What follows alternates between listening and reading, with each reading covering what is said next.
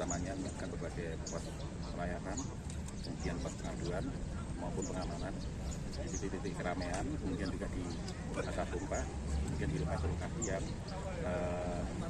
rawan. 33 anggota, semua anggota Polri kita libatkan untuk operasi ketupat. Jadi operasi ketupat di wilayah Kabupaten Banjarnegara ini kita bagi jadi dua, jadi H- dan H+.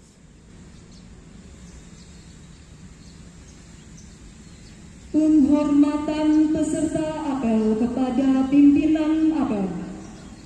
Kepada pimpinan apel.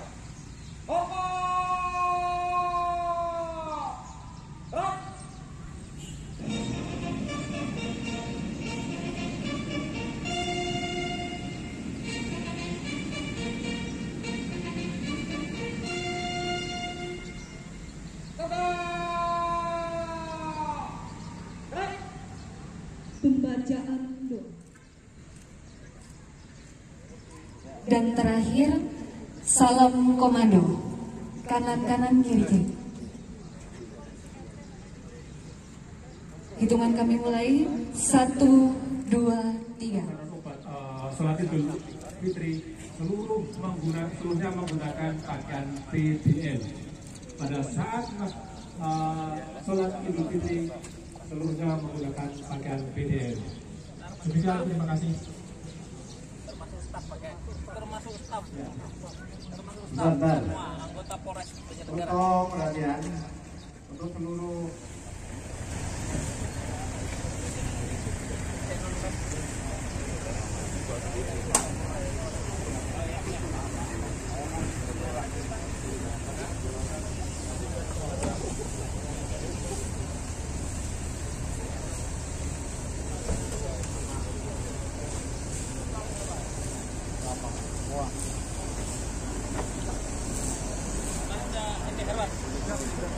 Apa yang di dalam ini?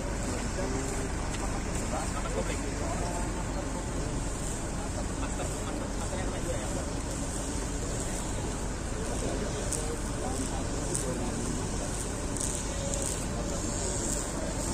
Nah, saya keluar. Mobil sama master. Sepatu kalau sama mau betul sampai pangkalan.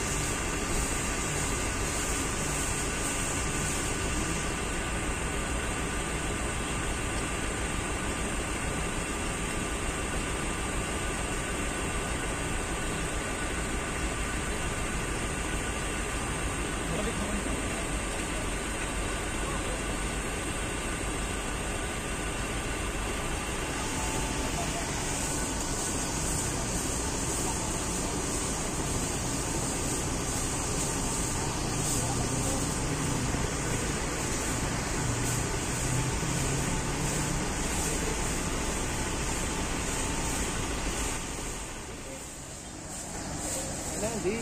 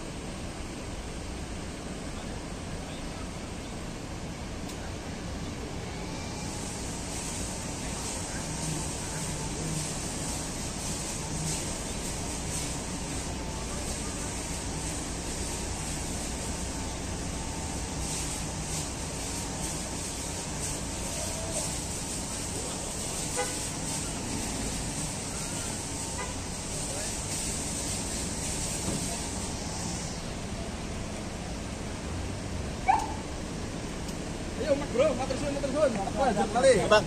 Ya. Go. Ya.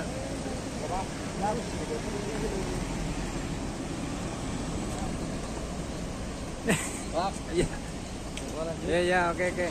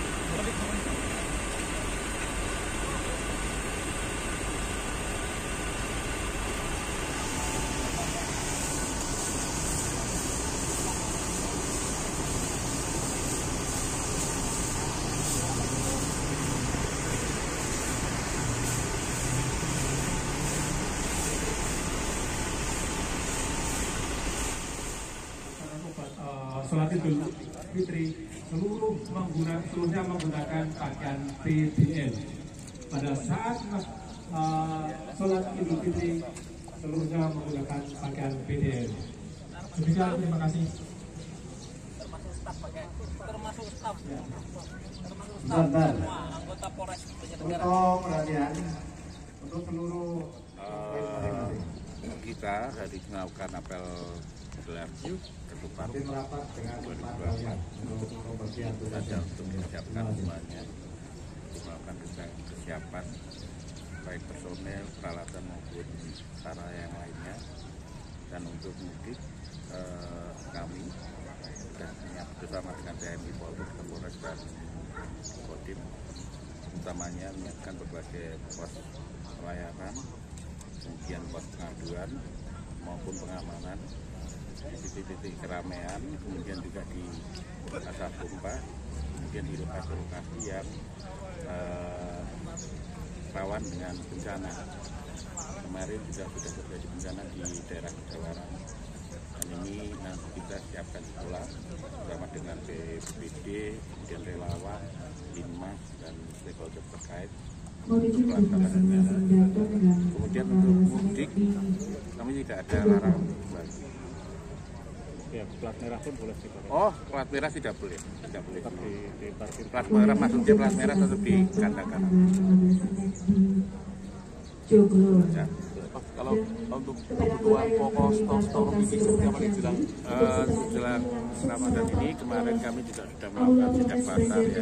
Ternyata cadangan masih aman, kemudian harga-harga juga belum lonjakan yang tinggi dan kemarin masih stabil. Besok kita kemarin kita laksanakan pasar murah juga, gerakan pasar murah, dan harapannya juga ini akan membantu masyarakat dan harga. Pak Kapolres, berapa personil yang berada dalam operasi ketupat ini, Pak? Kita anggota berapa Pak Priyo? Anggota? 233 anggota, semua anggota Polri kita libatkan untuk operasi ketupat. Jadi operasi ketupat di wilayah Kabupaten Banjarnegara ini kita bagi jadi dua, jadi H- dan H+. Jadi H- itu kita fokus kepada pemudik dan keramaian-keramaian masyarakat yang mempersiapkan Lebaran. Sebagai contoh di pasar, kemudian di beberapa titik-titik orang yang mau berbelanja dan sebagainya. Itu merupakan simpul-simpul keramaian. Nanti pada hari H kita akan fokus ke pengamanan sholat Id.